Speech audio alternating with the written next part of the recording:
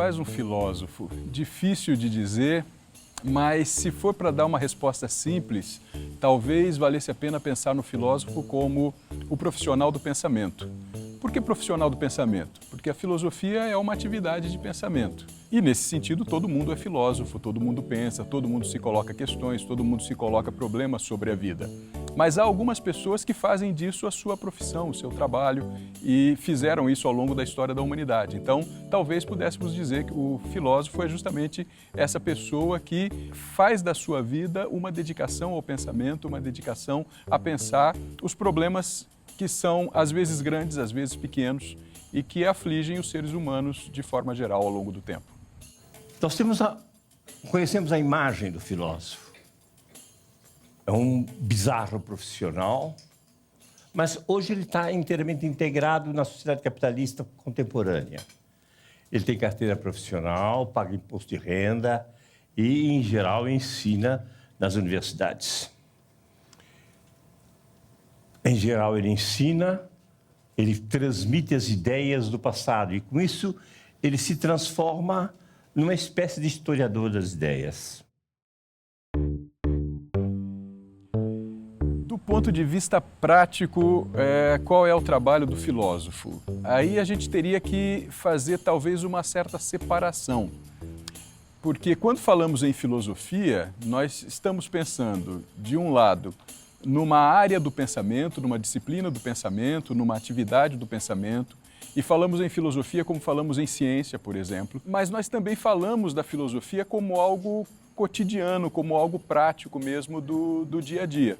E se a gente olha para a história da filosofia, se a gente olha para a antiguidade grega, por exemplo, nós vamos ver tanto essa atividade prática da filosofia no dia a dia, como um pensar sobre a sua vida, como fazer para viver melhor do que a gente vive, em que eu posso transformar a minha vida e o meu pensamento de modo que eu possa viver melhor do que eu vivo e conviver melhor com as outras pessoas e fazer com que as vidas das outras pessoas sejam também vidas melhores do que aquelas que elas vivem. Então a gente teria aí um sentido bastante prático da filosofia, algo como um exercício mesmo de si mesmo e na relação de si mesmo com os outros.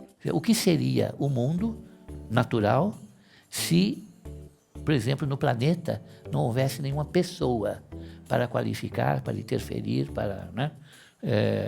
Há um exemplo famoso que se costuma dar quando se discute essa história, né?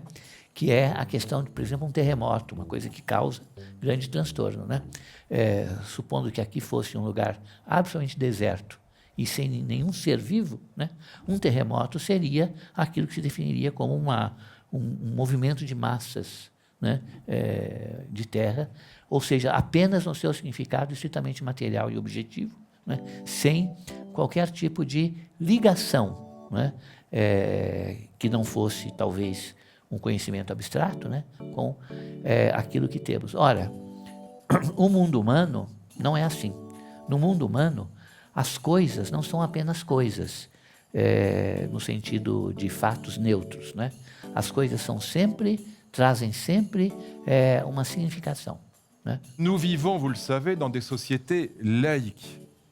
Ça ne veut pas dire que les gens ne sont pas croyants. Dans la salle, il y a peut-être 70% de croyants. Je ne sais pas, mais statistiquement, ce serait plausible. Et nous vivons dans des sociétés où il y a beaucoup de croyants, mais néanmoins des sociétés laïques. Il n'y a pas de religion d'État. La croyance est une affaire privée. Et dans ces sociétés laïques, comme la religion n'est plus la réponse collective, on s'intéresse de plus en plus à la philosophie. Parce qu'au fond, la philosophie, c'est une tentative de répondre à la question « qu'est-ce qu'une vie bonne, qu'est-ce qu'une vie réussie ?» sans passer par Dieu et sans passer par la foi. La philosophie, c'est une réponse laïque, non religieuse, qui donc est en accord avec le monde dans lequel nous vivons. Et en même temps que nous sommes d'une fragilité incroyable, nous sommes capables d'un amour aussi incroyable que la fragilité qui nous habite. Ça, c'est l'angoisse métaphysique, c'est pas l'angoisse pathologique. Ça, c'est ce dont parle la philosophie. Et cette angoisse-là, cette angoisse de la mort, et surtout de la mort des gens que nous aimons, c'est pas par la psychanalyse qu'on peut la régler. Et voilà pourquoi moi je plaide depuis toujours pour une réconciliation de la philosophie et de la psychanalyse. On a 1000 choses à apprendre l'un de l'autre. Il n'y a aucune raison pour que les philosophes continuent à insulter les psychanalystes et que les psychanalystes continuent à dire voilà, la philosophie, c'est l'état pré-scientifique de la psychanalyse. C'est idiot. Les deux sont absurdes. Les deux disciplines sont aussi pertinentes l'une que l'autre et elles s'occupent de deux angoisses différentes. L'angoisse pathologique, l'angoisse métaphysique. Ce n'est pas les mêmes.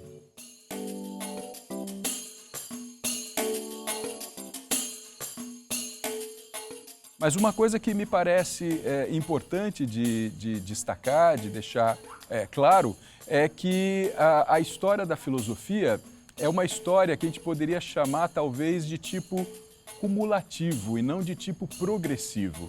Porque na filosofia, o que fazem os filósofos é produzir conceitos a partir de problemas que eles vivenciam e de problemas que eles enfrentam no seu cotidiano, no seu trabalho, no seu contexto de vida, no seu contexto histórico.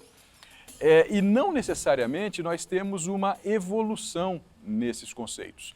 Um conceito em filosofia, ele não necessariamente se sobrepõe a um conceito anterior, como a gente vê, por exemplo, no caso das teorias científicas. Muitas vezes, na história da ciência, nós temos uma evolução do pensamento, porque uma teoria é refutada por uma outra teoria, essa nova teoria se coloca no lugar da teoria anterior, até que uma teoria seguinte a refute e se coloque no seu lugar. Então, se nós vamos estudar a ciência, talvez, se nós não somos historiadores da ciência, o mais interessante seja nós estudarmos as teorias atuais, as teorias vigentes. Em filosofia isso não é assim, porque nós podemos tomar um filósofo que viveu no século V antes de Cristo e aquilo que esse filósofo pensou há 2.500 anos atrás pode ter muito a nos dizer para a nossa vida hoje.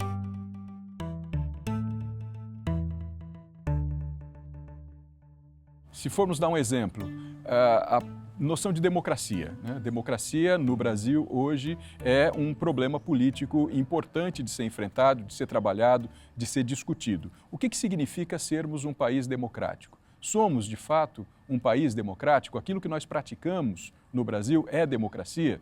Bom, nós vamos encontrar filósofos que pensaram a questão da democracia na antiguidade grega e vamos encontrar, sobretudo, uma série de filósofos europeus dos séculos XVII, XVIII e mesmo do século XIX que tematizaram muito diretamente a questão da democracia.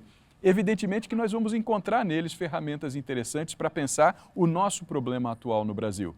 Mas essas ferramentas não vão vir para nós de forma direta, porque fazer democracia no Brasil hoje não é o mesmo que fazer democracia na França no século XVIII. Ainda que a experiência democrática da França do século XVIII tenha muito a nos dizer sobre o que significaria fazer democracia no Brasil hoje. Ainda que a experiência da Atenas do século V a.C. tenha muito a nos dizer sobre o que significaria fazer democracia no Brasil hoje. Mas nós podemos visitar esses diferentes momentos, ter contato com esses diferentes conceitos, pensado nesses diferentes momentos históricos, a partir de problemas que são um pouco distintos do nosso problema, um pouco diferentes do nosso problema, e reatualizar esses conceitos dos diferentes filósofos para que eles sirvam de ferramentas para pensarmos o nosso presente, o nosso momento, a nossa problemática.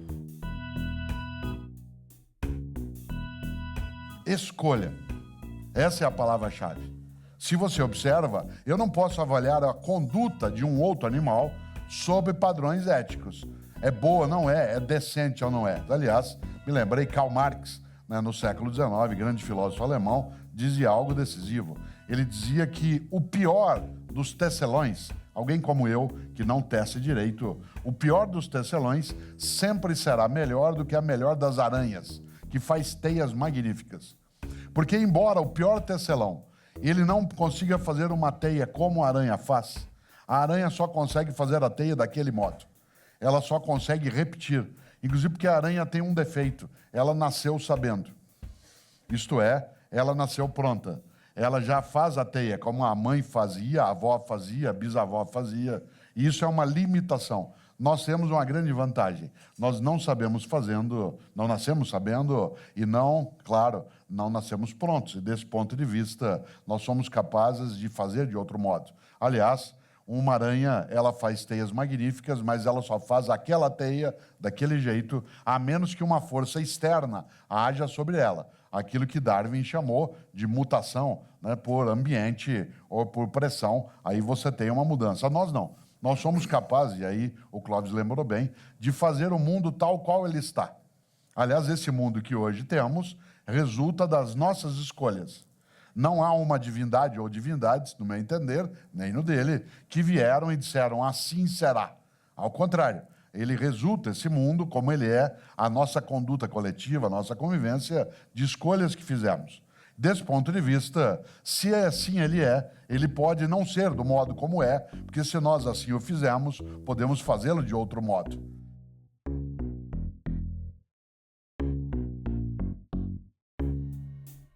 E haverá talvez um momento em que essa ligação entre liberdade e responsabilidade será simplesmente uma exigência racional, né? Nem precisaríamos dar a ela um caráter ético, religioso ou metafísico para aceitá-la. Seria simplesmente a coroação, né, de um certo processo que nos leva à emancipação da nossa razão. E aí, então, exerceríamos a liberdade responsável, né, de uma maneira simples, né, espontânea, como acontece com muitas das nossas necessidades naturais, né? É por isso que as discussões ecológicas que se dão, né, a partir de um certo tempo atrás, colocam a natureza como dentro de um certo prisma de responsabilidade ética, né? Que nós devemos às coisas que, no entanto, não são seres capazes de, digamos assim, corresponder, né, como o humano faria a esse nosso comportamento. Então, assim como o ser humano, dentro desse clima de degradação ética, é visto como uma unidade de produção, sujeita aos controles específicos, assim também a natureza é vista como um repositório da matéria-prima desta produção.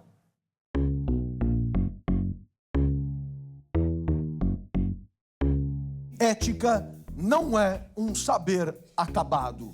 Ética não é uma tabela pronta. Uma tabela das condutas elencadas, todas as condutas humanas em 2 colunas. Pode, não pode, pode, não pode, pode, não pode, pode, não pode. E o professor de ética, aquele que talvez tenha decorado a tabela. Partimos da premissa de que essa tabela não existe e, se existisse, ela estaria caduca no dia seguinte.